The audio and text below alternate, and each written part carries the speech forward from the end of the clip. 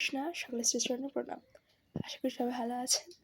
তো সবাইকে শতটিলা একাদশী কৃষ্ণপ্রীতি শুভেচ্ছা জানাচ্ছি। তো আজকে এই ভিডিওর মাধ্যমে আপনারা জানবেন প্রত্যেকটি একাদশীতে আমাদের ঠিক কী কী করণীয়। একদম শুরু থেকে আসি। প্রথমেই ঘুম থেকে কখন উঠবেন, অবশ্যই চেষ্টা করবেন একাদশীর দিন ব্রহ্ম মুহূর্তে ওঠার।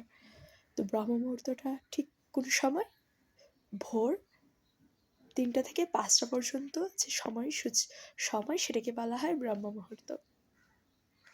তো অবশ্যই একাদশীর দিন ব্রহ্ম মুহূর্তে উঠবেন, উঠে স্নান করে তিলকমালা পরিধান করবেন।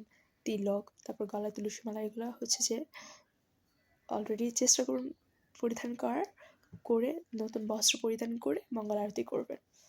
দেন মঙ্গল আরতি শেষ যদি হচ্ছে আপনার গৃহে না করতে পারেন, তাহলে কি করবেন, আপনার নিকটস্থ যে ইস্কন মন্দির থাকুক বা অন্য মন্দিরে গিয়ে সেখানে হচ্ছে মঙ্গল আরতি করবেন। দেন গরু পূজা করবেন।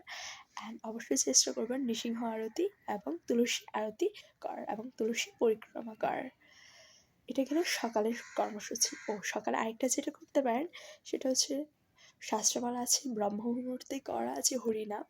সেটা হচ্ছে তখন মন এত স্থির থাকে যে তখন আমরা প্রকৃত অর্থে হরিনাম করতে পারি। চেষ্টা করবেন মঙ্গল আরতি শেষ করে তারপরই হচ্ছে একটু হরিনাম করে নেওয়ার, বা সকাল 8টার ভিতরে আপনি হরিনাম বা জপ শেষ করতে পারেন। এখন আসি দিনের অন্যান্য সময়সূচিতে আপনি ঠিক কী করবেন। তো সকালে গরু পূজা, অর্চন এগুলো শেষ করে অবশ্যই ভগবানকে ভোগ নিবেদন করবেন। তো একাদশীর দিন ঠিক আপনি কী কী গ্রহণ করতে পারবেন, একাদশীর দিন ভগবানকে অবশ্যই ফলমূল হচ্ছে ভোগ দিবেন। আর আপনি কিছু জিনিস আছে যেগুলো রান্না করে ভগবানকে দিতে পারেন এবং নিচে গ্রহণ করতে পারেন। তার মধ্যে আছে আপনি ঘি আর সানফ্লাওয়ার অয়েল দিয়ে কিছু সবজি বা সাবুদানার পায়েস, সাবুদানার হচ্ছে রিলেটেড কোনো কিছু, সেগুলো ভগবানকে রান্না করে ভোগ দিয়ে প্রসাদ পেতে পারেন। আর একাদশী দিন পঞ্চরবি শস্য একদমই বর্জনীয়। তো সবাই চেষ্টা করবেন ওই দিন কোনো ভাত, তারপর হচ্ছে আটা জাতীয় কোনো কিছু বা হচ্ছে পঞ্চরবি শস্য জাতীয় কোনো কিছু গ্রহণ না করার। তো একাদশীর দিন কী কী খাওয়া যাবে না সেটা নিয়ে আমি আরেকটা ভিডিও করব। আর এখন খাওয়ার পরে যেটা আসে সেটা হচ্ছে যে দিনের অন্যান্য সময় আপনি আর কী করবেন। তো একাদশী দিন চেষ্টা করবেন সারাক্ষণই কৃষ্ণ চিন্তায় নিমগ্ন থাকা। একাদশী মানেই হচ্ছে কৃষ্ণ কথা স্মরণ, কৃষ্ণকে স্মরণ। তো অবশ্যই চেষ্টা করবেন ওই দিন সারাদিন ব্যাপী হরিনাম করার, অ্যাটলিস্ট হচ্ছে 16 মালা করার। তার চেয়ে বেশি যদি করতে পারেন চেষ্টা করবেন 25 মালা বা ততোধিক হরিনাম করার এবং হরিনাম কীর্তন করার। এবং তার পাশাপাশি হচ্ছে যে শাস্ত্রীয় গ্রন্থগুলো পাঠ করার, যেমন হচ্ছে গীতা, ভাগবতম, শ্রী চৈতন্য চরিতামৃত বা আদার্স যে গ্রন্থগুলো আছে সেগুলো অবশ্যই পাঠ করবেন এবং অপরকে পরমেশ্বর ভগবানের লীলাসমূহ বর্ণন করবেন।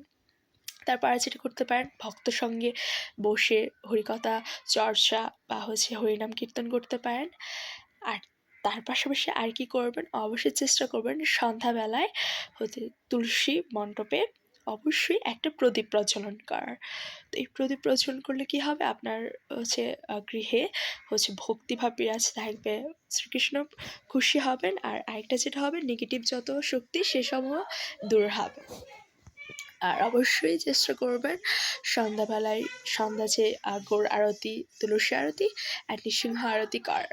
আর সারাদিনটাই চেষ্টা করবেন অবশ্যই হরিনামে নিমগ্ন থাকা বা হরিকথা চিন্তনের মাধ্যমে। আর ওই দিন যেটা করা যাবে না সেটা হচ্ছে গ্রাম্যকথন করা বা অন্যের নিন্দা করা। তো একাদশীর দিনটাতে অবশ্যই হচ্ছে চেষ্টা করবেন আরেকটা যেটা, সেটা হচ্ছে হরিবাসর। এটা বলা হয় হরির নিকটে আশ্রয় গ্রহণ।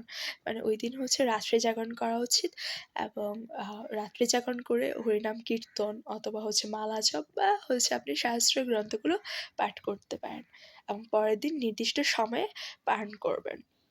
এবং একাদশী কিছু হচ্ছে সংকল্প মন্ত্র আছে, সেটা আমি আলাদা একটা ভিডিও করে আপনাদেরকে জানাবো। তো সবাই অবশ্যই একাদশী ব্রত পালন করবেন, কারণ একাদশী ব্রত পালন না করলে আপনাকে গোহত্যা, ব্রাহ্মণ হত্যা, পিতা হত্যা, মাতৃহত্যা জনিত বিভিন্ন পাপে ভোগ করতে হবে। আর বেসিক কথা হচ্ছে একাদশী আমাদের মনে কৃষ্ণপ্রেম জাগরণ করে। তো অবশ্যই চেষ্টা করবেন একাদশী করার। হরে কৃষ্ণ, প্রণাম।